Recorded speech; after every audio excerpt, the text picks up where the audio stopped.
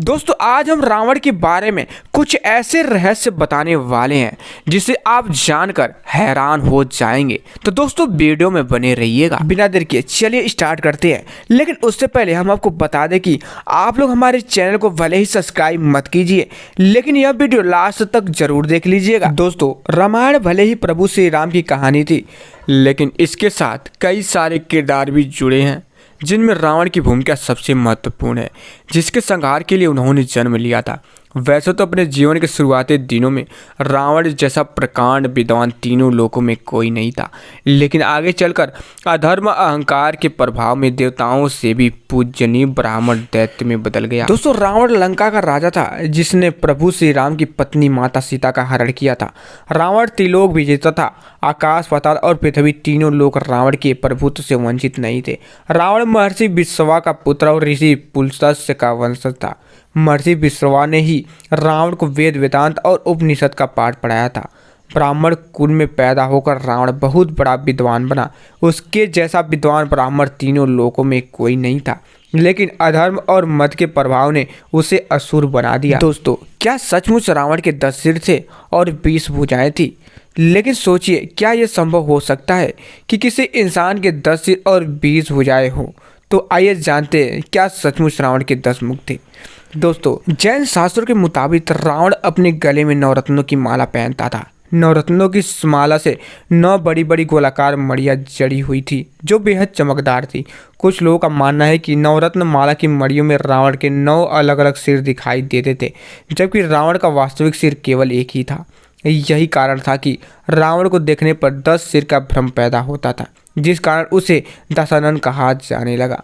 हालांकि कुछ विद्वान यह भी मानना है कि रावण मायावी शक्तियों का राजा था। उसे ऐसी ऐसी मायावी आती थी जो देवताओं को भी भ्रमित कर दे। इन्हीं मायाओं के बल पर रावण अपने 10 सिरों का भ्रम पैदा करता था और खुद को दशानन और 10 शीश कहलवाया करता था। जबकि कुछ विद्वान यह मानते हैं कि रावण को 4 वेदों और 6 दर्शन का अद्भुत कंठस्थ ज्ञान था। इसी कारण उसे 10 कंठी कहकर संबोधित किया जाता था। इसलिए कहा जाता है कि 10 कंठी नाम के तर्ज पर ही लोग रावण को दशानन कहकर पुकारने लगे। हालांकि श्री रामचरितमानस में यह साफ साफ लिखा है कि रावण के 10 सिर थे, इसलिए उसे दशानन कहा जाता था। श्री रामचरितमानस में यह भी बताया गया है कि अश्विन मास के कृष्ण पक्ष की अमावस्या तिथि को रावण प्रभु श्री राम से युद्ध करने के लिए युद्ध स्थल में गया था, जिसके बाद अगले 10 दिनों तक प्रभु श्री राम ने अपने बाणों से एक एक करके रावण के 10 सिर धड़ से अलग कर दिए। इसी 10वें दिन शुक्ल पक्ष की दशमी के अवसर पर भगवान राम ने रावण का वध कर दिया। इसी तिथि को कालांतर में विजयदशमी का नाम दिया गया और इस दिन रावण के पुतले का दहन होता है। चलिए दोस्तों अब जान लेते हैं रावण के 3 जन्म का रहस्य। दोस्तों रावण के बारे में तो हम सबको पता है कि जिसने त्रेता युग में जन्म लिया, लेकिन शायद बहुत ही कम लोग जानते होंगे कि रावण ने इस पृथ्वी पर 3 बार जन्म लिया था। ऐसा माना जाता है कि रावण और उनके भाई कुंभकर्ण अपने पूर्व जन्म में भगवान विष्णु के द्वारपाल थे, जिनका नाम जय और विजय था। बताया जाता है कि एक बार सनक सनानंद और संसद कुमार ऋषि भगवान विष्णु से भेंट करने स्वर्ग लोक पहुंचे, लेकिन जय और विजय ने उन्हें भगवान विष्णु के विश्राम का हवाला देकर अंदर जाने से रोक लिया। लेकिन द्वारपाल के इन आचरण से क्रोधित होकर सनक सनानंद सनत कुमार आदि ऋषियों ने उन्हें 3 बार राक्षस योनि में जन्म लेने का श्राप दे दिया। क्षमा याचना करने पर ऋषियों ने कहा कि यदि राक्षस योनि में तुम्हारा वध भगवान विष्णु के हाथ होगा तो तुम दोनों इस श्राप से मुक्त हो जाओगे।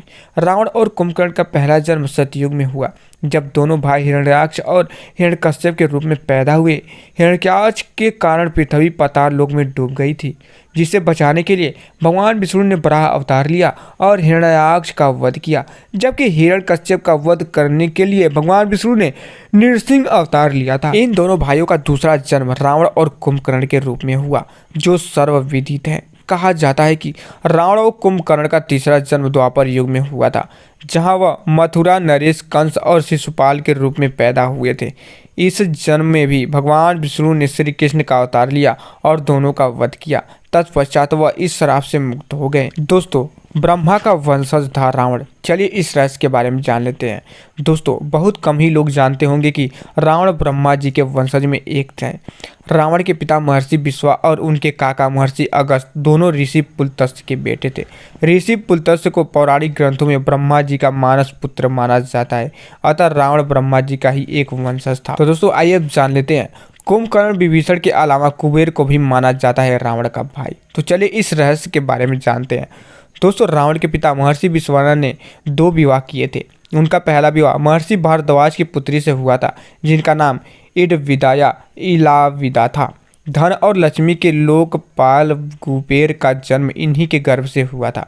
कुबेर की माता इलाविदा को देवऋणी के नाम से भी जाना जाता है, जबकि महर्षि विश्वा की दूसरी पत्नी का नाम एक ही था, कैकसी था, जो राष्ट्रीय ताड़का और राक्षस राज सुमाली की पुत्री थी। दोस्तों, कैकसी के गर्भ से ही कुंभकर्ण विभीषण और रावण का जन्म हुआ था। यानी कि रावण और कुबेर सौतेले भाई थे, जिनका जन्म पिता विश्वा की 2 अलग अलग पत्नियों से हुआ था। तो आइए दोस्तों, अब जान लेते हैं। रावण ने प्रभु श्री राम की विजय के लिए कराया था यज्ञ। तो आइए दोस्तों, इस रहस्य के बारे में जान लेते हैं। दोस्तों, जब रामेश्वरम के तट पर पहुंचकर भगवान श्री राम ने अथाह सागर को देखा तो उनका मन विषम में पड़ गया। प्रभु श्री राम ने शिव की आराधना करने के लिए रामेश्वरम तट पर ही यज्ञ का आयोजन किया, ताकि लंका पर उनकी जीत सुनिश्चित हो सके। कहा जाता है कि प्रभु श्री राम ने यज्ञ करवाने के लिए रावण को आमंत्रण भेजा था। जब रावण को यह आमंत्रण मिला तो वह ब्राह्मण के नैतिक कर्तव्य के निबंधन के कारण प्रभु श्री राम को मना नहीं कर सका, क्योंकि यह यज्ञ भगवान शिव को समर्पित था। इस कारण से रावण मना नहीं कर सका। परिणाम स्वरूप रावण ने रामेश्वरम तट पर जाकर प्रभु श्री राम का यज्ञ अनुष्ठान करवाया था, जबकि यह यज्ञ अनुष्ठान रावण को पराजित करने के लिए ही किया जा रहा था। कहा जाता है कि जब यह यज्ञ अनुष्ठान पूरा हो गया तो प्रभु श्री राम ने रावण के चरण स्पर्श किए और उनसे विजयी होने का आशीर्वाद मांगा। इस पर रावण ने उन्हें तथास्तु कहकर आशीर्वाद दिया। ये अब जान लेते हैं अगला रहस्य, रावण का राज्य विस्तार। दोस्तों, रावण ने शुंभा और बालीद्वीप को जीतकर अपने शासन का विस्तार करते हुए अंगद्वीप, मलयद्वीप, वराहद्वीप, शंखद्वीप, कुशद्वीप, यशद्वीप और अंध्रालय पर विजय प्राप्त की थी। इसके बाद रावण ने लंका को अपना लक्ष्य बनाया। लंका पर कुबेर का राज्य था। आज के युग अनुसार रावण का राज्य विस्तार इंडोनेशिया, मलेशिया, वर्मा, दक्षिण भारत के कुछ राज्य और श्रीलंका पर रावण का राज था। दरअसल माली, सुमाली और माल्यवान नामक 3 दैत्यों द्वारा त्रिकुट सुबेल पर्वत पर बसाई लंकापुरी को देव और यक्षों ने जीतकर कुबेर को लंकापति बना दिया था। रावण की माता कैकसी सुमाली की पुत्री थी। अपने नाना के उकसाने पर रावण ने अपनी सौतेली माता इलविल्ला के पुत्र कुबेर से युद्ध की ठानी, परंतु पिता ने लंका रावण को दिलासा दी तथा कुबेर को कैलाश पर्वत के आसपास के त्रिविष्टप क्षेत्र में रहने के लिए कह दिया। इसी तारतम्य में रावण ने कुबेर का पुष्पक विमान भी छीन लिया। तो दोस्तों, यह था रावण के बारे में कुछ अनोखे रहस्य। उम्मीद करता हूँ आप लोग को यह वीडियो पसंद आया होगा। दोस्तों, अगर यह वीडियो पसंद आया तो हमारे वीडियो को दिल से एक लाइक और चैनल को भी सब्सक्राइब कर लीजिएगा। तो दोस्तों, फिर मिलेंगे, तब तक के लिए जय हिंद, जय भारत और जय श्री राम।